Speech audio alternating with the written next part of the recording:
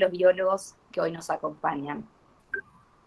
Biología en Acción normalmente tiene formato de mesa redonda, en la cual participan 4 biólogos que acercan a los estudiantes avanzados y recién graduados de nuestra Casa de Altos Estudios un debate acerca de los distintos ámbitos de aplicación laboral en el ejercicio de la profesión. Este año, y por las circunstancias extraordinarias, hemos decidido cambiar el formato a una charla debate con un único invitado especial y un tema de interés general. Antes de contarles cómo va a ser la dinámica de la actividad, me gustaría agradecer la presencia en la sala de las autoridades de Ciencias Naturales y Museo, el decano, doctor Ricardo Echeverri, la vicedecana, licenciada Clara Paleo, y la secretaria de Asuntos Académicos, doctora Paula Posadas, como así también al presidente del Consejo Profesional de Ciencias Naturales de la provincia de Buenos Aires, el licenciado Eduardo Perurena. Bueno, habiendo dicho esto, me gustaría pedirles a todos en este momento, sin excepción, que por favor apaguen sus micrófonos. Una vez que finalice la presentación, va a haber unos minutos para preguntas, las cuales ustedes van a poder realizar tanto de manera escrita a través del chat de la sala, como activando sus micrófonos a medida que se les vaya dando la palabra. Voy a rogarles que en ese momento seamos lo más ordenados posible. Bueno, habiendo dicho esto, voy a presentar a nuestro invitado de hoy. Él es un referente de la biología argentina y del mundo, el doctor Jorge Crisi. El doctor Crisi no necesita presentación, pero solo como para cumplir con las formalidades, voy a hacer una brevísima síntesis de sus antecedentes más destacados. El doctor Crisi es profesor emérito de la Facultad de Ciencias Naturales y Museo de la Universidad Nacional de La Plata. Es premio Jussey a la trayectoria 2009, entre otras numerosas distinciones nacionales e internacionales. Es académico de número de la Academia Nacional de Ciencias Agrarias y Veterinarias de la República Argentina. Es ex académico titular de la Academia Nacional de Ciencias Exactas, Físicas y Naturales de la República Argentina. Es investigador superior de CONICET. Sus trabajos científicos cuentan por cientos en las revistas más importantes y prestigiosas del mundo, pero además, el doctor Crisi ha sido y es un gran divulgador de la ciencia y de la importancia de la alfabetización científica. Pero por sobre todo, el doctor Crisi ha sido para numerosas generaciones de biólogos de Argentina y de América Latina, en los cuales tengo el gran orgullo de incluirme, un gran docente, un excelente profesor y un gran maestro. Yo en este momento quiero agradecerle profundamente en nombre de toda la comunidad de la Facultad de Ciencias Naturales y Museo el compromiso y la humildad con la que él siempre acepta todas las propuestas que le hemos hecho durante estos años. Antes de dar comienzo a la charla, me gustaría decirles que si queda alguna pregunta pendiente por falta de tiempo, no se preocupen. La van a poder hacer a través del mail institucional de la Unidad de Vinculación Profesional, que en breve va a estar escrito acá en el chat de la sala. Y también contarles que la charla va a ser grabada y va a estar a disponibilidad de todos ustedes en los canales de comunicación de la facultad en los próximos días. Bueno, con casi 200 participantes en la sala, vamos a dar comienzo a la charla titulada Una mirada evolutiva del nuevo coronavirus. Bueno, Jorge, cuando quiera, con muchísimo orgullo, acá estamos todos esperando que comience. Bueno, primero muchas gracias por la presentación, Soledad, y gracias a la Facultad de Ciencias Exactas y Naturales y al Consejo Profesional de Ciencias Naturales por esta invitación que me honra. Para mí es un honor poder estar hoy con ustedes por este medio virtual y me siento sumamente honrado y sumamente agradecido. O sea que vamos a intentar hacer una mirada evolutiva al nuevo coronavirus. La evolución biológica, el cambio de las características hereditarias de grupos de organismos en el curso de varias generaciones, proporciona un marco explicativo adecuado para comprender los mecanismos por los cuales unos virus hospedados en animales silvestres en el extremo oriente infectaron a multitudes en todos los países y ocasionaron la muerte de centenares de miles de personas. La conferencia, o esta presentación, o esta conversación que voy a tener con ustedes, gira alrededor de una mirada, digamos, evolutiva a este fenómeno. No, yo nunca en mis presentaciones trato de no ser autorreferencial, pero tengo que serlo al principio. Tengo que aclarar, no soy virólogo, no soy infectólogo, no soy epidemiólogo y no soy médico. O sea que muchísimas limitaciones a lo que va a ser la presentación, pero lo que intenté es una mirada desde la biología evolutiva a lo que sucedió. Y si la biología evolutiva, que yo entiendo que puede, explicar cómo sucedió y por qué sucedió. Así que con esas limitaciones vamos a empezar. Voy a hacer 4 preguntas. ¿Por qué apareció el SARS-CoV-2? ¿Cómo sucedió? ¿Qué camino geográfico siguió su dispersión? ¿Y cómo podríamos evitar que el virus de estas características aparezca nuevamente? Esta no es la primera vez que aparece un coronavirus en los últimos 17 años. Es decir, alguien dice hay un coronavirus, uno por década. En el 2003 apareció el SARS, el Severe Acute Respiratory Syndrome, en China, de un murciélago de herradura por vía de otro mamífero que actuó como hospedador intermedio, la civeta. En el 2012 apareció el MERS, que es el síndrome del Medio Oriente, respiratorio del Medio Oriente en Arabia Saudita, transmitido por los camellos, probablemente en un origen también de murciélago.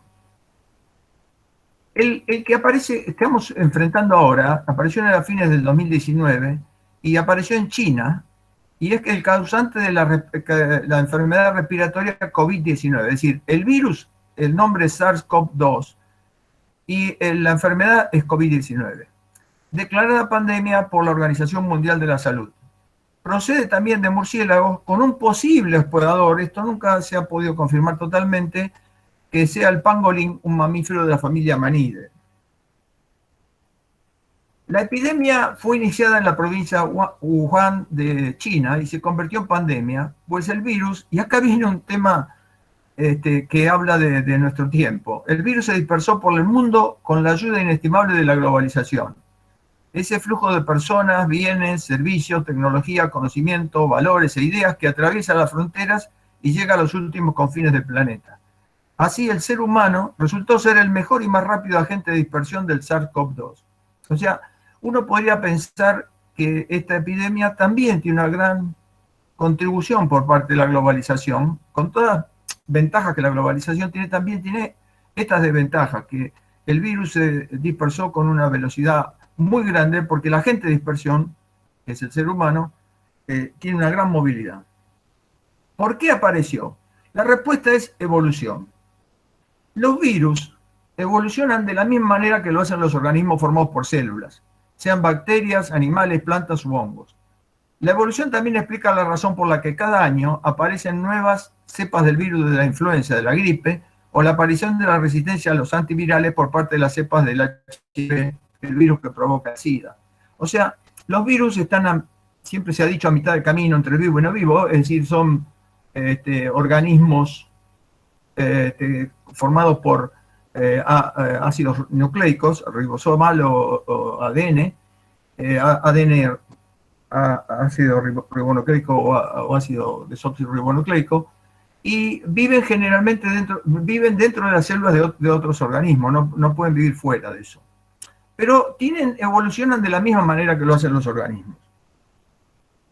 La evolución biológica, y aquí viene una pequeña introducción a nuestra, digamos, lente con el cual vamos a mirar, son los cambios en las características hereditarias de grupos de organismos en el curso de varias generaciones, o en otras palabras, descendencia con modificación a partir de un ancestro común.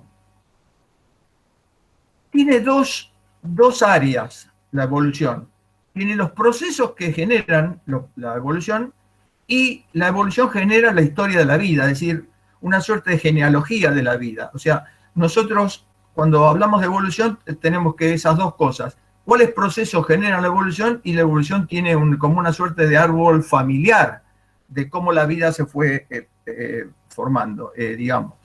La manera de que representamos esa historia de la vida generalmente son por lo que se llama árboles filogenéticos, que son estructuras ramificadas, digamos, no tienen retículos, sino que están de esta forma, donde uno puede formar lo que serían los grupos. Por ejemplo, esta es una manera de mostrar un árbol filogenético para dar una idea de cómo se representan y cuáles son las características que sostienen a cada uno de los grupos. Por ejemplo, en ese caso, los mamíferos están sostenidos por el pelo y las glándulas mamarias, para hacer eso simplificado. O sea que la ciencia en este momento representa la historia de la vida con estos árboles filogenéticos. Es decir, no son reticulados, son más bien jerárquicos, pero bueno, es la manera que se representa y está más o menos aceptado esto. El nuevo coronavirus tiene una historia evolutiva que se está desenvolviendo ante nuestros ojos y que incluye su origen, su genealogía, los procesos que la produjeron y el camino geográfico que sigue el virus para generar la pandemia. O sea, estamos frente a lo que estamos siendo testigos de la evolución. Testigos de la evolución. Esto sucede generalmente con organismos como son los virus o los bacterios, que tienen muchísimas generaciones en cortos periodos de tiempo, y entonces han permitido de alguna manera ver cómo la evolución funciona en tiempos, digamos, fíjense que esto son 6 meses, digamos, si uno es menos que esto es imposible. ¿Cómo sucedió? Vamos a ver la genealogía y los procesos evolutivos de este virus. Bueno, lo primero que se hizo apenas apareció, esto fue un trabajo de febrero, de un grupo de investigadores chinos, tomaron 5 enfermos con el virus y establecieron los genomas de esos 5 enfermos. Los compararon con, como ustedes ven ahí, con un virus de un murciélago. Los murciélagos son grandes reservorios de virus, generalmente sin enfermarse, son una suerte de portadores sanos. Y luego ven el SARS del 2003 y luego el MERS del 2012. Fíjense que esos 5 enfermos, los genomas del virus que estaban esos 5 enfermos, son grupo hermano, tienen un 96% de parecido con un virus de un murciélago. Y ahí está la clave. O sea que es evidente que un murciélago fue el que tenía el virus. Perdón. Fue un murciélago el que tenía el virus originalmente. Y esto se ve que está relacionado. Este es digamos, este árbol filogenético que estoy presentando es una simplificación que hice del árbol grande que publicaron estos investigadores chinos. Pero ven que luego viene el SARS del 2003 como muy cercano y luego el MERS. El SARS está a un 80% de parecido con el genoma que aparece en Wuhan al principio y el MERS está más lejano. Pero bueno, aquí queda claro que el origen del virus estuvo en un murciélago.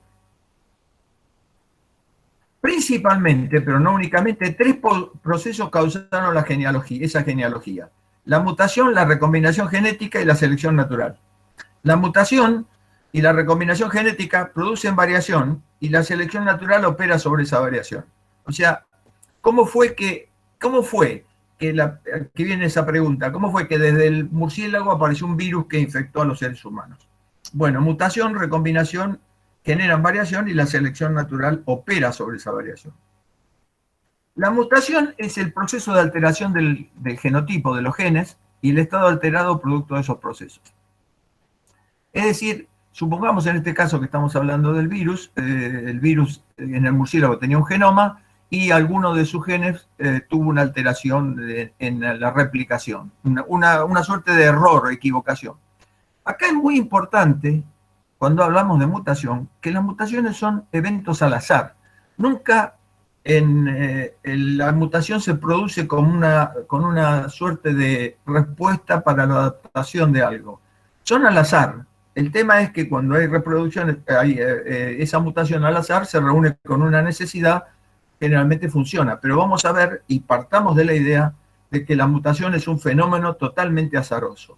Sucede, no tiene una suerte de dirección por hacia la cual va.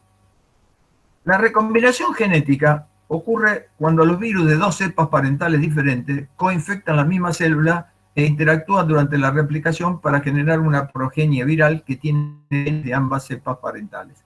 O sea, imagínense dos genomas de virus dentro de la misma célula que intercambian material y generan no nuevos genes, sino nuevos genomas. La selección natural, el fenómeno que describió Darwin en el siglo XIX, es un fenómeno poblacional y no individual. Esto es un concepto importantísimo, es decir, la selección natural es la respuesta poblacional, no individual. O sea, es la respuesta que la población, en este caso son las cepas de los virus, a los desafíos que les plantea un ambiente. O sea, la selección natural es una suerte de respuesta poblacional a un desafío que un ambiente le presenta. Existe un diferente éxito reproductivo, es la capacidad de dejar descendientes en la próxima generación. Y esa es la selección natural, entre individuos que tienen diferentes variantes de una característica dependiendo del ambiente en el que viven. Siempre se ha dicho, digamos, no siempre, digamos, es un lugar común decir que la selección natural es el triunfo de los más fuertes. No, no, no. Es la capacidad de dejar descendientes en la próxima generación, que no necesariamente son los más fuertes, sino aquellos que están mejor adaptados al ambiente en el que viven. Y esto es lo que sucede en la selección natural. Ustedes tienen una población y algunos de esos individuos van a dejar descendientes en la próxima generación, otros no, y con el paso de muchas generaciones va a haber una suerte de dirección donde la selección natural va, de alguna manera, uso un término que no debería, elegir aquellos, digamos, individuos, en este caso genomas, que mejor se adaptan al ambiente en que viven. O sea, el éxito es dejar descendientes en la próxima generación. Siempre se ha dicho, la evolución, digamos, el éxito de un organismo, de una especie en la evolución, es seguir estando. Por eso se decía que la evolución es un juego existencial que lo pudo haber creado Sartre, porque es seguir existiendo. Es decir, seguir estando en el juego evolutivo. Es digamos, el tema que uno podría poner si uno habla de éxito evolutivo. En un ambiente determinado, una de las variantes, o sea, uno de los individuos de las poblaciones, aumenta la supervivencia y reproducción de los individuos que la aportan. La población a través del tiempo tendrá una mayor proporción de individuos con esa variante o pobreza o incluso extinción de individuos con otras variantes menos adaptadas a ese ambiente. Así es como va funcionando la evolución. La evolución toma la variación, la selección natural toma la variación y es la que de alguna manera va permitiendo dejar descendencias en las siguientes generaciones. Y así es como las poblaciones con el tiempo van enriqueciéndose de algunas variantes y perdiendo de otras, incluso llegando a la extinción. Pero también puede suceder que en el camino ese que estamos describiendo haya un cambio ambiental y esa dirección que se lleva cambie y vaya en otra. La palabra dirección tal vez no sea lo mejor, pero porque la gente no tiene que entender que la evolución tiene una dirección, simplemente los ambientes van cambiando y las poblaciones a veces tienen la respuesta en sus genes a los desafíos ambientales y a veces no la tienen. La selección natural opera sobre los productos del azar. Esto es importante. La selección natural opera sobre productos del azar, es decir, la mutación o la recombinación génica fueron productos del azar, sobre todo la mutación. Pero en esa operación de la selección no interviene el azar, sino rigurosos y complejos factores biológicos.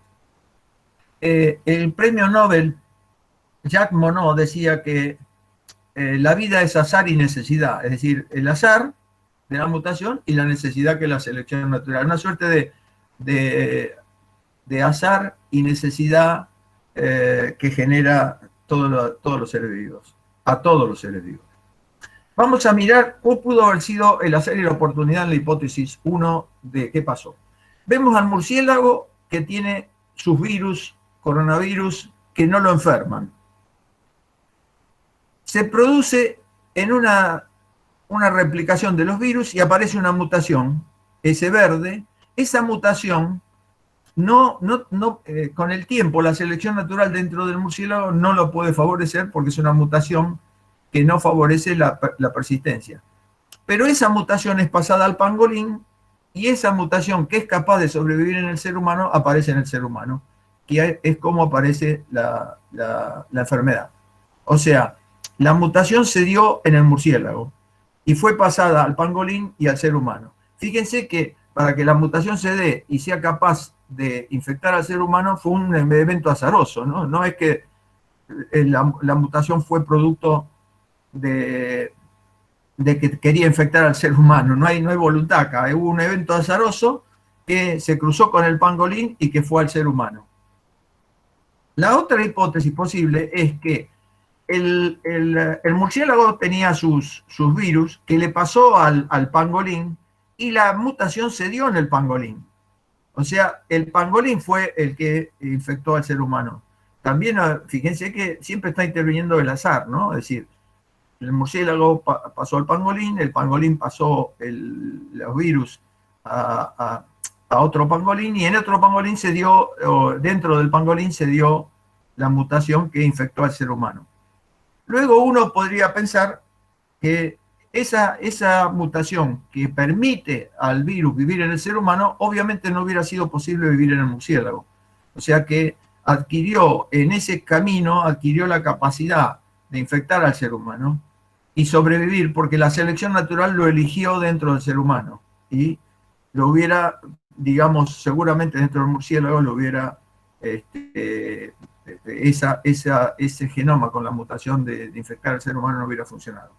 También es posible que dentro del ser humano haya habido un cambio que permitió la transmisión entre seres humanos. O sea, tiene que haber habido dos cambios. Un cambio que llevó, una mutación que llevó la capacidad de un virus que estaba en el murciélago y otro cambio que hizo que esa mutación, ese virus, esa cepa capaz de infectar al ser humano también fuera capaz de infectar otros seres humanos. Es decir, fuera transmisible entre los seres humanos.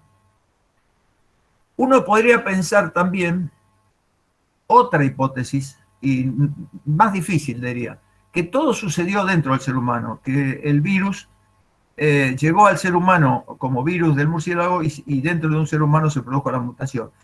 Eso sería un poco más, me parece a mí, tal vez, porque hubiera sido un solo ser humano que infectó al resto. Y cómo empezó la epidemia esta, que fue un grupo grande dentro de un mercado en ese lugar de China, es más posible que haya sido o en el pangolín o probablemente en el murciélago como más seguro. No se puede descartar, y acá viene por qué la recombinación no se podría descartar, que una recombinación genética del virus del murciélago con un virus del animal intermediario, supongamos el pangolín, podría también haber dado una nueva cepa, un genoma capaz de sobrevivir dentro del ser humano. Esto ha sido propuesto de alguna manera como una hipótesis alternativa, de que también pudo haber habido recombinaciones que hicieron que los genomas fueran capaces de infectar al ser humano. Ahora, una vez que el ser humano fue infectado, el virus siguió mutando, porque estos virus tienen una alta capacidad, tienen una altísima capacidad de replicación, es decir, se replican constantemente a una velocidad increíble, sobre todo este virus que está formado por ácido ribonucleico, que este virus tiene una capacidad enorme de replicarse, y eso hace que tenga mutaciones. O sea, el virus sigue teniendo mutaciones. La pregunta que uno tendría es si esas mutaciones podrían llegar a aumentar la parte patógena del virus. Se piensa que no es posible porque generalmente como estas mutaciones son al azar y se piensa que es muy complicado que hubiera un aumento, digamos. No es imposible, pero se habla de que es poco probable. Pero el virus está teniendo nuevas mutaciones todo el tiempo. Si nosotros vamos y hacemos un ejemplo, como en este caso que les estoy mostrando, son 4 genomas de pacientes, digamos, con el virus, el genoma del virus dentro del paciente. Como el virus sigue mutando, uno podría tener acá los 4, tendría mutaciones, por ejemplo, una amarilla, un violeta, un azul, un amarillo, un violeta, un azul, un violeta, un azul y un verde, y un azul bueno, este es una suerte de color distinto, y un celeste. O sea, usted tiene los 4 genomas y ven las mutaciones. Entonces uno puede, usando esas mutaciones que se están dando todo el tiempo, puede ver cómo fue la transmisión entre personas, o sea, cómo pudo haber sido la relación entre estos 4 pacientes. Y lo puedo poner como un árbol filogenético, donde cada una de las mutaciones sostiene un grupo de pacientes. Uno acá pensaría que A y B se infectaron al mismo tiempo o con la misma situación, que vino de C y que tuvo que ver con D al principio. O sea, si yo sigo ese camino con las mutaciones usando árboles filogenéticos, puedo establecer una suerte de relaciones entre los pacientes de cómo se fueron infectando. Esta idea la puedo llevar de esta manera. La puedo llevar con el tiempo de que fue muestreado el paciente. Puedo ver que el D debe haber sido el primero, luego el A y B en este lugar, y luego el C. Pero si a eso le agrego la geografía, o el espacio geográfico, yo puedo de alguna manera seguir el camino que el virus siguió mirando sus mutaciones. Esta es una manera que es una manera, biogeografía, la idea de que los nodos de un árbol filogenético son informativos espacialmente, usado para seguir los caminos del virus. Y esto es una cosa para aplicar, si uno podría aplicarlo en un local, en una forma local, digamos, muy breve, o puedo aplicarlo mundialmente para tener idea de cómo se movió el virus. Es decir, por ejemplo, he visto en televisión que Islandia, que bueno, es una isla, está usando este método totalmente para seguir la entrada del virus en Islandia y cómo se está moviendo entre la gente. Obviamente que es mucho más difícil cuando uno tiene muchos. Pero bueno, la otra cosa que uno puede hacer, que es lo que se está haciendo en Islandia, es poner esto como una suerte de retículo, de network, donde uno puede poner el tiempo de transmisión y presumir la existencia de pacientes intermedios y cómo se fue dando espacialmente el virus, cómo se fue transmitiendo, siempre siguiendo el camino de las mutaciones. Bueno, hay un lugar en Internet, un grupo muy grande de investigadores, que está muestreando constantemente el virus. Ahora yo creo que están un poco detenidos, llegaron a las 5.000 muestras más o menos, y han detenido. Esto que estoy mostrándoles es la filogenia de los genomas que ellos han muestreado, de unos 2.929 pacientes, digamos, entre diciembre y junio. Y uno puede ver con los colores de dónde viene. Por ejemplo, el azul de la base, obviamente son todos de los que vinieron de China, y uno puede ir viendo cuáles infectaron a África, o puede ir viendo los caminos que siguieron, cómo el virus, que vamos identificando los genomas, las distintas. Yo no diría las distintas cepas, porque ninguno de los virólogos acepta que sean el virus que está dando vuelta en todo el mundo, sean cepas distintas. Dicen que en la misma cepa, estas son variantes de la cepa. Bueno, uno puede con está muy complicado, pero obviamente si entran en el sitio, les muestra la cantidad de mutaciones, les muestra los lugares, y si tocan uno de esos puntos, les dice qué paciente era, en qué lugar fue muestreado, en qué día fue muestreado. O sea, es muy bueno, se llama NextStrain el sitio, y pueden seguir perfectamente el camino de los virus. Incluso ellos presentan mapas. Acá el mapa yo usé un planiferio, ellos pueden hacer mapas de lugares, cómo entraron, es decir, cómo llegó a cada lugar el virus, digamos, desde el inicio, desde el inicio en China, ¿no? Esta muestra la propagación, cómo fue llegando, ¿no? Esto es lo que yo les decía, que Islandia, que es una isla, lo está haciendo con sumo detalle, digamos, siguiendo internamente el proceso. Uno podría seguir internamente el proceso, incluso dentro de la Argentina o dentro, supónganse, uno podría tomar una ciudad, La Plata, y ver, hacer un muestreo de los enfermos, ver los genomas del virus, y ver cuál es la suerte de mutaciones que se dieron, y podríamos asociarlo por dónde entró, en dónde está, cómo fue una suerte de medida de contagio. No es fácil cuando uno tiene muchos, y tampoco es fácil hacer tantos muestreos. Esta gente de NextStrain que está haciendo esto, recoge los muestreos del Internet, o sea, la gente los pone en la base de datos, ellos los toman y hacen el análisis filogenético y después lo superponen en el espacio. ¿Cómo podríamos evitar que un virus de estas características aparezca otra vez? El factor humano. Es decir, tal vez suena demasiado soberbio, podría decir, que uno pueda pensar que puede evitar que esto suceda otra vez, pero vamos a ver si hay algo que se puede hacer.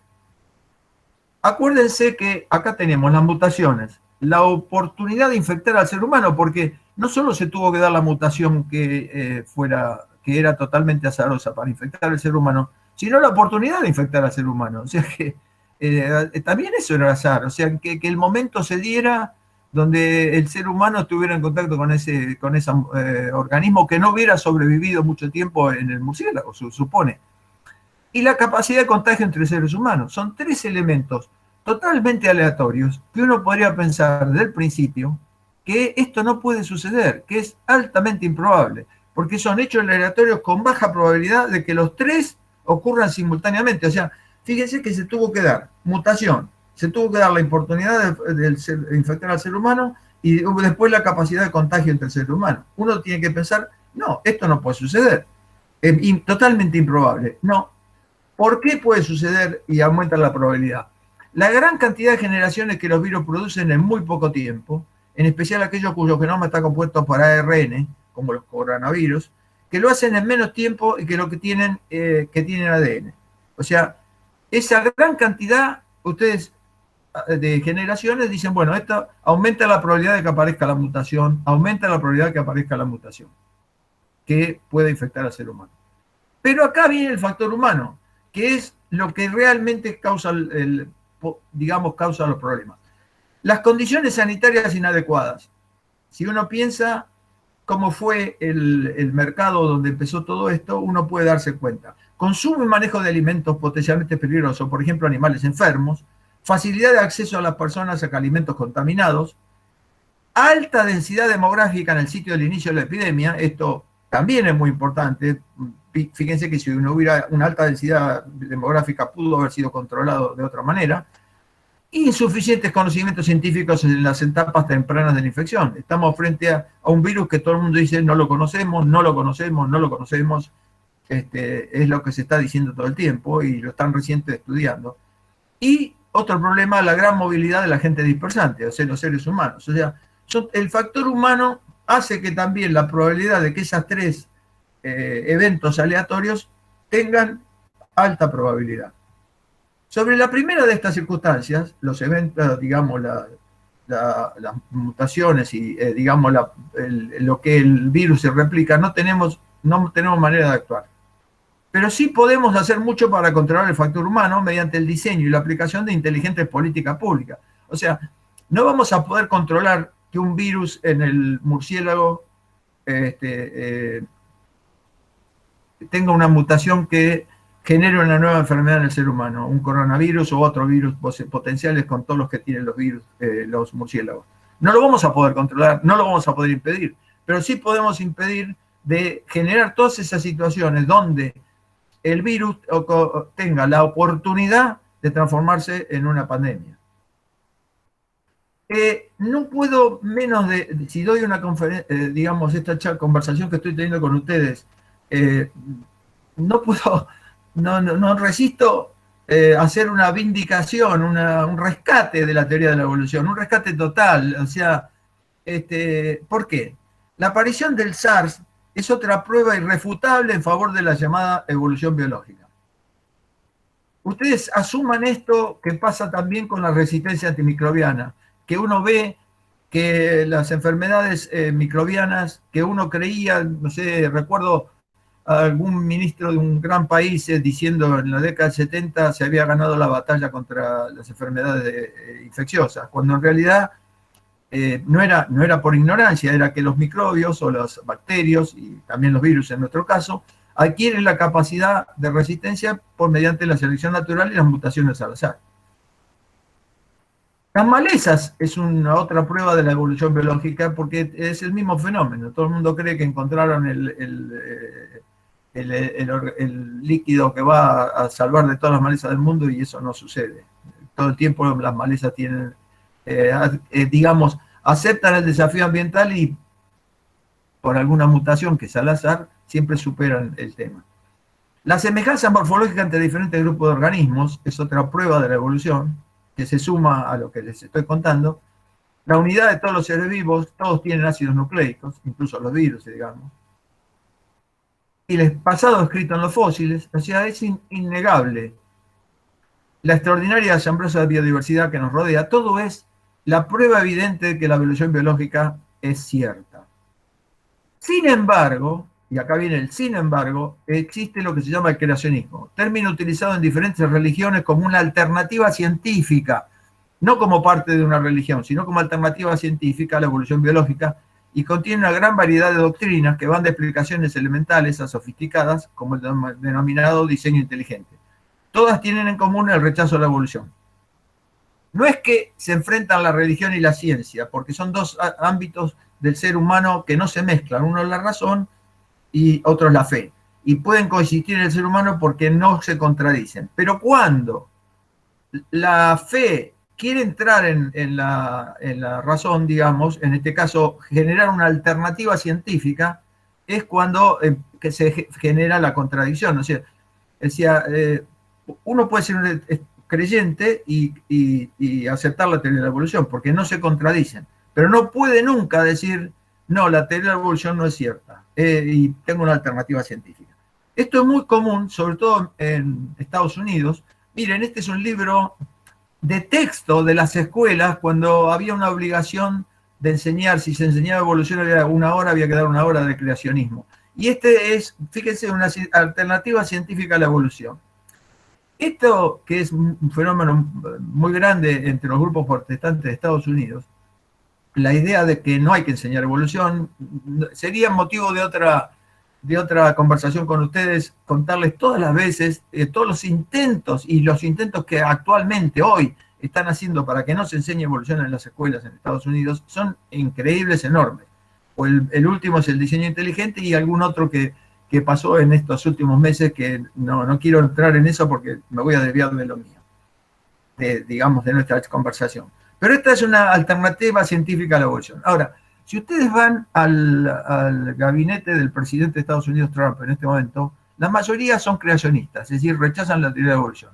Y uno de los que más la rechaza es el vicepresidente, Pence. El vicepresidente es uno de los que cree en lo que se llama creacionismo literal, es decir, que cree que la Tierra tiene unos pocos miles de años. Pero bueno, ahora viene una enorme paradoja, que es la que a mí me hace vindicar a la evolución. Trump acaba de, digamos, hace 2 o 3 meses nombró a Pence a cargo de la parte gubernamental de Estados Unidos en la lucha contra el coronavirus. Es una paradoja extraordinaria que Pence está enfrentando un problema grave de enfermedad y al mismo tiempo una prueba de lo que él niega, que es la evolución. Bueno, las reflexiones finales. No es posible controlar a la naturaleza sin obedecer sus leyes, lo dijo Francis Bacon hace 400 años. O sea, nadie va nunca a controlar a la naturaleza sin obedecer sus leyes. Y así todo, no sé si podría. Miren lo que dijeron un grupo de científicos en el 2007. La existencia de un gran reservorio del virus del tipo SARS-CoV en murciélagos de herradura, junto con la costumbre de consumir mamíferos exóticos en el sur de China, constituyen una bomba de tiempo. Si esto no les parece una prueba de que la ciencia tuvo la respuesta en su momento y nadie la escuchó, que en el 2007 ya se decía esto podía suceder y la bomba de tiempo explotó. La investigación científica es el instrumento para aprender a desactivarla y la biología evolutiva es un componente central de esa mirada científica que no nos podría ayudar a que eludiéramos la repetición de la tragedia que estamos viviendo.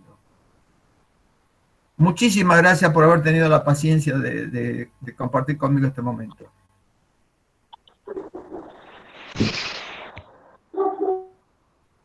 Bueno, muchas gracias a usted, doctor. Ahí hay muchos mensajes, preguntas ya escritas en el chat de la sala. De a poquito vamos a ir haciéndoselas. Sí. Y también, como decíamos al principio, bueno, superamos los 200 participantes, que, bueno, es un montonazo. Yo quiero aprovechar para agradecerles a todos en este momento de tanta virtualidad y tanto Zoom y tanta cosa virtual que hayan participado. Y bueno, si le parece, Jorge, podemos comenzar con las preguntas. Acá en el chat hay algunas ya escritas y después les digo a todos que si tienen ganas de preguntarle algo al doctor Crisi, pueden ir activando sus micrófonos, levantando la mano o poniéndolo en el chat y vamos a ir respondiéndolas de a poco. ¿Le parece? Sí, como ustedes digan. Bueno, acá voy a ir para atrás un poquito en el chat, hay muchísimos saludos, muchísimos agradecimientos. María Inés Mercado le pregunta, ¿se puede descartar el directo de virus mutado en el murciélago al ser humano sin reservorio intermedio? La famosa sopa de murciélago. ¿Se puede descartar? Sí. Y muchos lo han descartado al pangolín o al que haya sido intermedio. Lo que pasa es que con los fenómenos anteriores hubo intermedios, siempre pensaron que podía como la civeta lo había sido, siempre se buscó que habían comido más el pangolín que un murciélago, que es más común que coman el pangolín que el murciélago. Pero siempre se pensó que la repetición de los fenómenos de los coronavirus venían de animales intermedios, como pudo haber sido la civeta en el 2003. Bueno. Pero no se puede descartar. Bárbaro. ¿Alguien más tiene alguna pregunta? Tienen la libertad de activar sus micrófonos y hablarle directamente al profesor. Acá Pepes dice... ¿Conoce usted los trabajos? A ver, si me lo lee completo, no lo pude leer. ¿Conoce usted los trabajos de los biólogos de Estados Unidos, Lewontin y Levins, relacionados a las enfermedades emergentes escritos hace 25 años? Sí, Lewontin y Levins. Lewontin fue siempre un extraordinario, y Levins son dos extraordinarios biólogos maravillosos. Lewontin siempre estuvo, digamos, en contra del exceso de pensar que todo es adaptativo, digamos. Y ellos siempre, no sé si estoy respondiendo a lo que la persona que lo pregunta, siempre pensaron que había un exceso de lo que se llamaba adaptacionismo, que todos los cambios eran adaptativos. Y junto con Steve Gould, sobre todo Lewontin, escribieron artículos sobre la idea de que no todo es adaptativo en la naturaleza. No necesariamente es adaptativo, pero no conozco específicamente lo que escribieron sobre enfermedades infecciosas. Bueno, muy bien. ¿Alguien más? ¿Alguna otra pregunta? ¿Alguien quiere saludar al profesor o hacer alguna pregunta? Pueden activar sus micrófonos.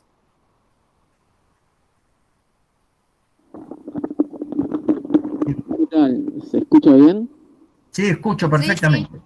Quería consultarle si, según las características que tiene el virus, se puede presumir evolucione hacia cepas más peligrosas o más leves. Si puedo presumir de que el pangolín tenga cepas más patógenas, digamos, ¿eso sería la pregunta? No, si ya en la infección que como la cursa en humanos, que tiene periodo de contagio antes de presentar síntomas, sí. Esas características, si lo pueden llevar hacia una selección que encaje mejor en el humano y sea menos nociva, o azarosamente podría ir hacia una selección del virus hacia cepas que son más nocivas. Y el tema de las mutaciones y si se vuelven más patógenas o menos patógenas es muy difícil. Yo no me atrevería a hacer predicciones o hablar de ese tema. Se ha escrito, sobre todo hay un trabajo en Nature, se ha escrito sobre la posibilidad de que se vuelva mucho más patógeno en este momento, no dentro del pangolín, sino que en este momento aparezca una nueva variante extremadamente patógena. Y la conclusión es que no, que es improbable, porque ese aumento de lo patógeno tendría que tener más de un gen, según ellos suponen, más de un gen posible, para que aumente esa capacidad de patógeno. O sea que, en general, la mirada en ese sentido es que es más probable de que aparezcan mutaciones que pierda capacidad de enfermar, que al revés. Pero no digamos, hay temas que se escapan a mi conocimiento, digamos, yo no, como le dije al principio, no soy virólogo, no puedo saber bien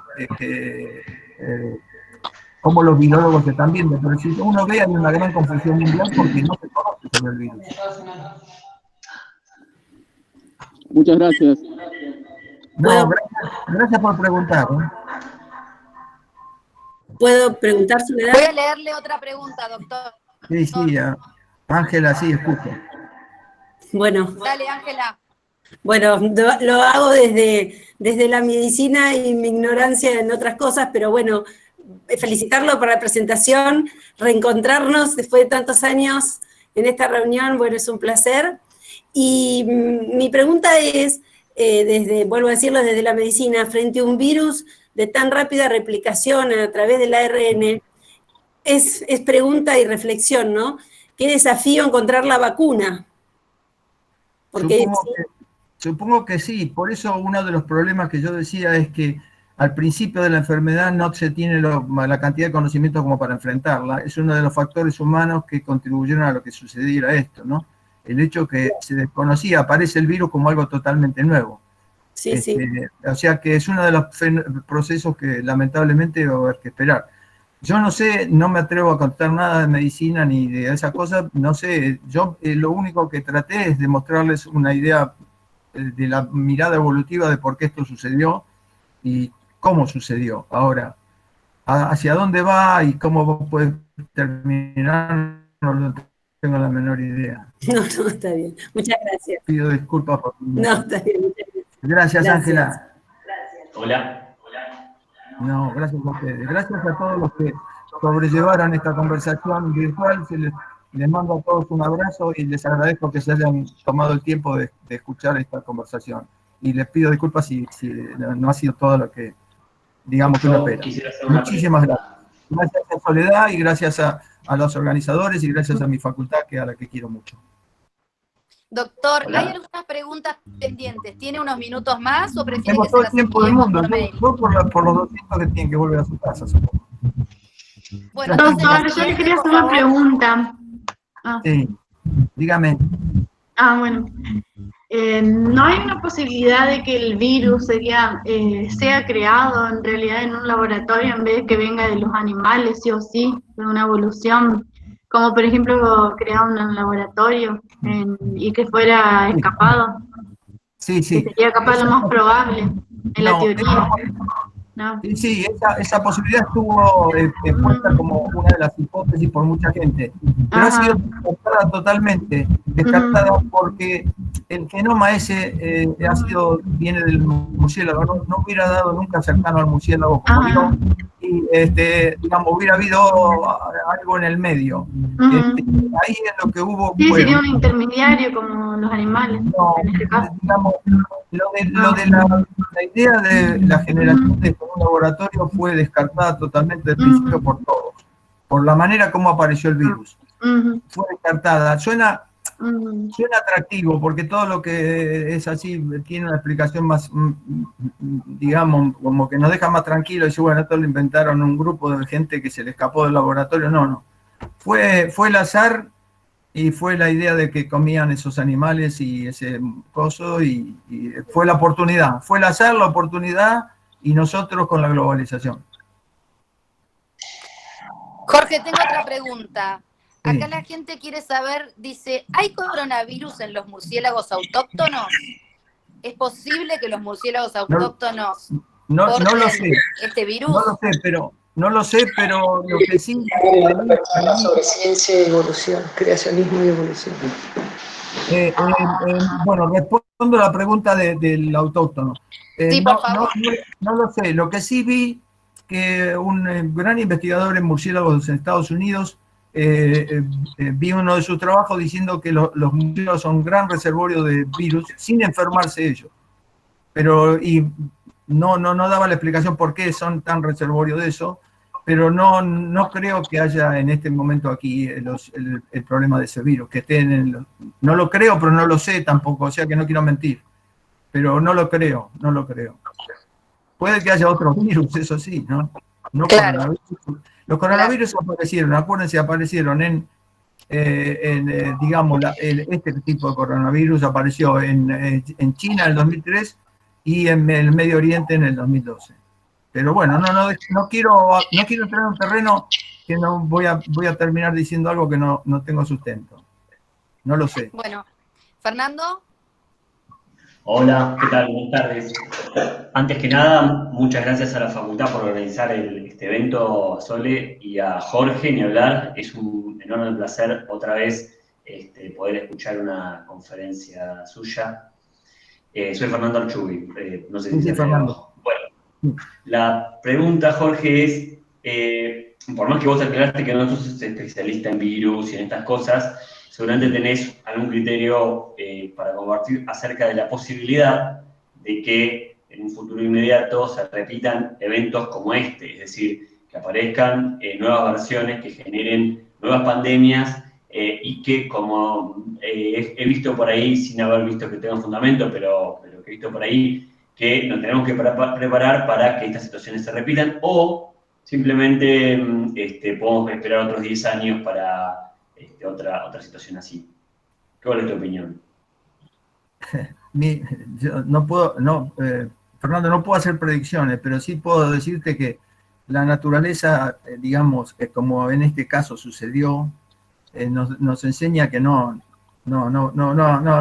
somos tan, ¿cómo decirlo? Que la soberbia del ser humano que cree que con la tecnología y con todo lo que tenemos, ya llegamos al sumum. La naturaleza cada tanto nos enseña de que no.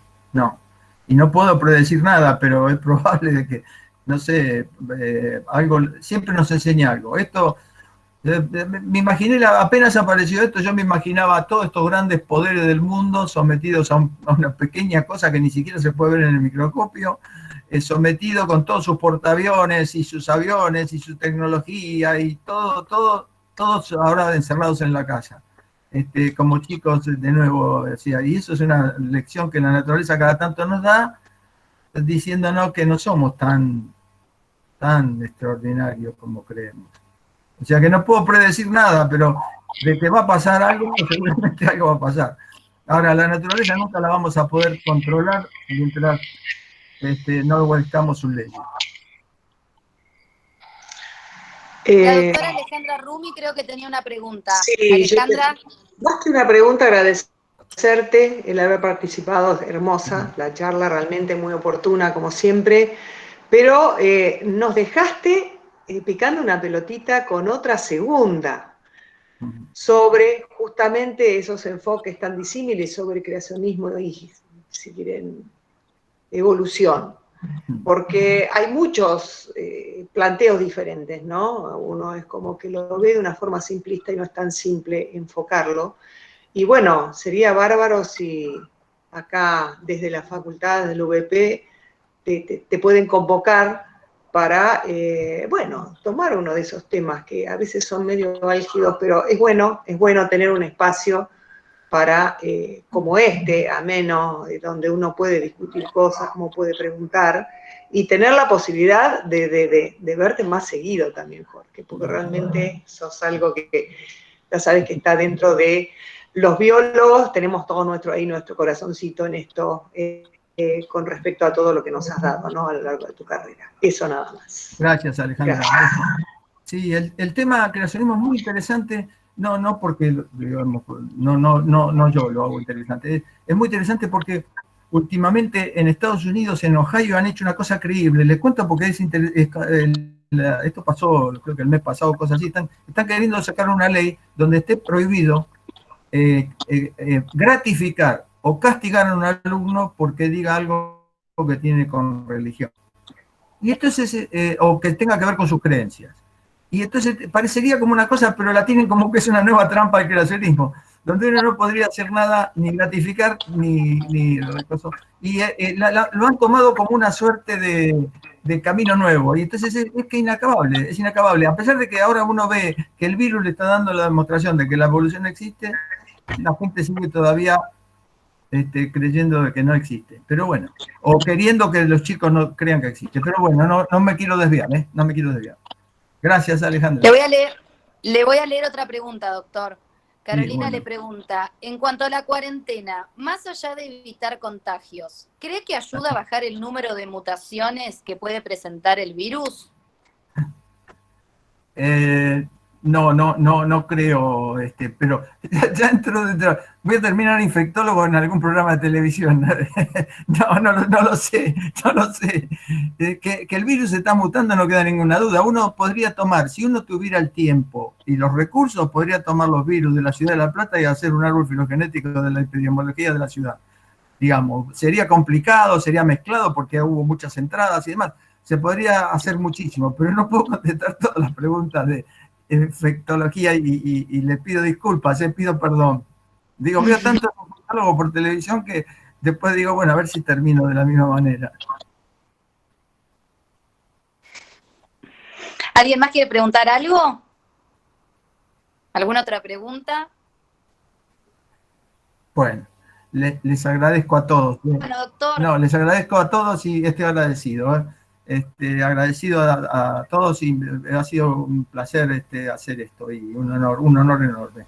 Gracias por el tiempo que me dedicaron, en serio, gracias. Bueno. Muchas gracias a usted. No, gracias. Yo antes de terminar, sí. Quiero recordarles que si ha quedado alguna pregunta pendiente o alguien reflexionando sobre la charla, si tiene alguna otra pregunta, pueden enviarlas por escrito al mail de la UBP que está puesto acá abajo en el chat de la sala y el doctor Crisi las va a ir respondiendo.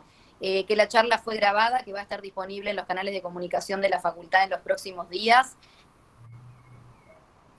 Que el resto de nos están acompañando, la directora del museo, la secretaría del posgrado, la secretaria de extensión, todos les agradezco a las muchísimo. autoridades que hayan estado escuchándome, lo agradezco a todos. Clara, a Analía, a Montesano, a todos. Bueno, sí, si nadie más tiene alguna pregunta. Ana, la secretaria de extensión lo quiere saludar. No, doctor, muchísimas gracias por justo está ladrando mi perra, estas cosas pasan por la virtualidad. Queríamos agradecer Al perro no le gustó la charla. No, sí, quiere participar. La verdad ha sido más que interesante y una vez más agradecerle de haber tenido su tiempo, habernos dedicado tan prestigiosa la charla y nada, y a las más de 200 personas que han asistido también, muchísimas gracias, la verdad. En este Día del Biólogo hubo muchos saludos desde mi lugar, que soy antropóloga. Uno ve los saludos de los biólogos y biólogas y todos hablan de mucha pasión, ¿no? Y realmente se nota la pasión y la vocación por el estudio que tienen todos ustedes. Así que, nada, muchísimas gracias por acercar un tema tan actual, además, ¿no? Gracias. No, por favor. Gracias, Sole. Bueno, doctor, lo despedimos, le agradecemos muchísimo. Gracias. Y bueno, estoy viendo acá en el chat que la gente se quedó con muchas ganas de que vuelva a hablar sobre creacionismo versus evolución. Así que bueno, posiblemente pronto lo volvamos a convocar. Le mando un beso grande y muchísimas gracias. Y un abrazo a todos. Gracias. Gracias. ¿Ustedes cierran? Sí, nosotros cerramos. Bueno, muchas gracias a todos y nos vemos la próxima. Seguramente va a ser